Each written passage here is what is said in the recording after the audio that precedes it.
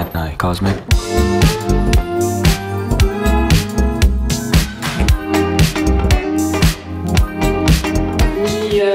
Fikarakarana ny fionana lehibe tahaka izao, hetsika lehibe tahaka izao moa dia tsy maintsy misy ny fanomanana teti-bola ao anatin'izany ary misy ny teti-bola izay natokana ho an'ny fandraisan'i Madagasikara ny fionana tampony vondrona SADC izay ao anatin'ny loi de finance initiale izany ho an'ity taona 2020 sy 2021 ity.